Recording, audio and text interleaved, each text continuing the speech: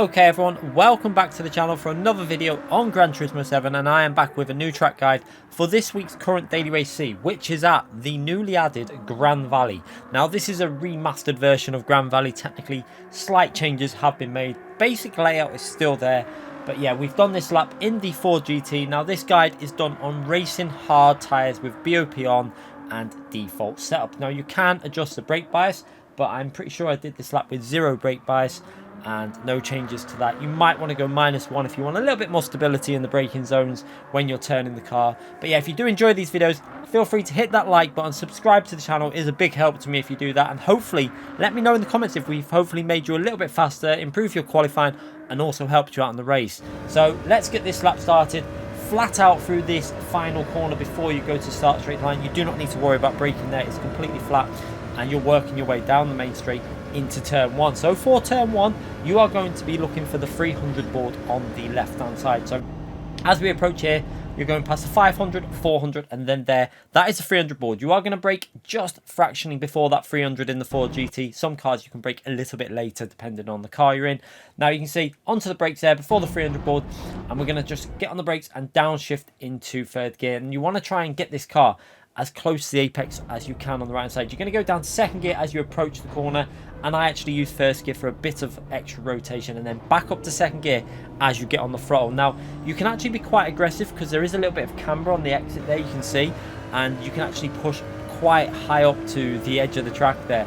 Now it's completely flat out into this fast right hand corner. Now what you're going to see is I give a tiny little bit of a lift just to be safe. You can do this completely flat, but I just give a little bit of lift, get the weight transfer onto the front tyres, and also slows the car down ever so slightly just to make sure you don't get a penalty on this corner, because if you run too far to the left there and get near the sand on the left, you do pick up half a second penalty, so be very cautious there.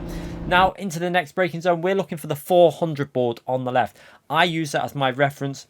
As we approach that, make sure the car is in a straight line, get onto the brakes, and now you're going to do your braking in as straight a line as possible. Don't turn while you're doing this phase of the braking.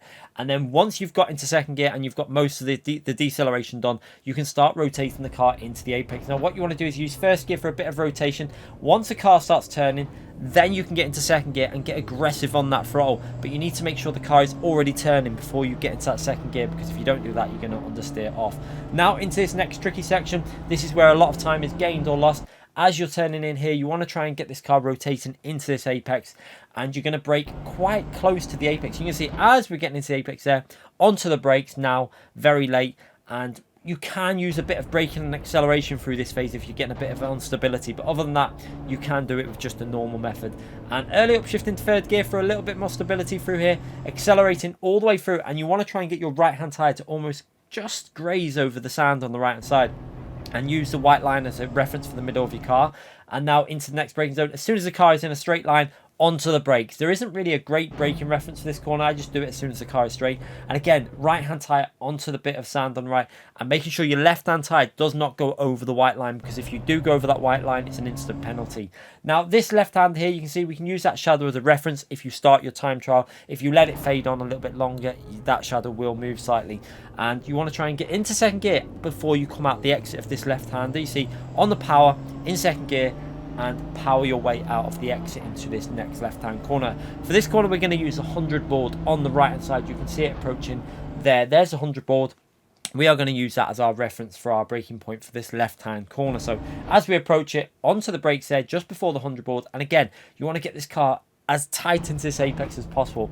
I reckon if you can get that left hand tyre to almost follow the white line and actually go over the white line slightly, you can get on the power super early. There's a lot of grip on this inside, and then you can power your way into this next right hand corner. Now as you're approaching this corner, you want to just try and get this car rotated again into this apex as much as possible. So a little bit of braking input just to get the weight on the front of the tyres, and then as you get on the power, early upshift to third gear, and you can actually stay on that throttle all the way to the exit if you get the line right, and use some of the exit there as much as possible up to the barrier, and now flat out into this next section under the bridge. So again, we're going to use a 100 board yet again for our reference for this next braking reference. You see 100 board there, and we are going to brake ever so slightly short of that 100 board. So just as we're coming up to it, you can see the 100 board, and we're on the brakes there.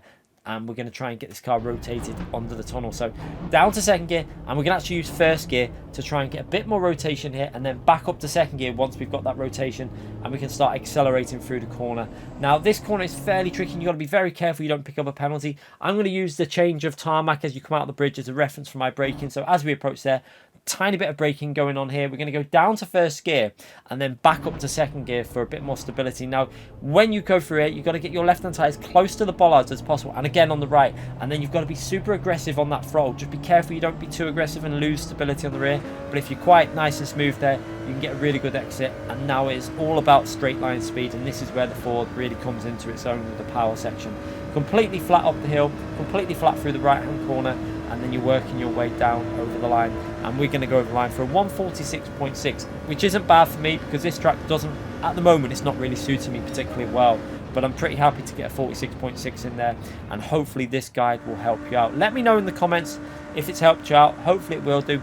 If it has, give it a thumbs up. Let's have a watch of that lap again from the chase camera, and you can really see how we keep it nice and tight in there. That first gear rotating it, then onto the throttle and getting really close to the railing on the left there, but you can see that camber really helping us out and enabling us to stay on that throttle. Through here, little lift off the throttle again, you can see just gives it a little bit of a safety, and you just got to be careful that right hand side doesn't go over the white line, because that's how you can easily pick up a penalty. Again, let the car rotate, then onto the throttle, and you can use the full width of the track again into this next tricky technical section, which again, braking just before the corner, letting the car coast in a bit, and then using third gear for stability all the way through here. You can see again, as soon as the car's in a straight line, onto the brakes, again, right hand tire kicking up some dust where we're using that line through there, and again, early onto second gear, and just be careful you don't go onto the sand on the right hand side there as you come out the exit. That will lose you a little bit of pace if you do that.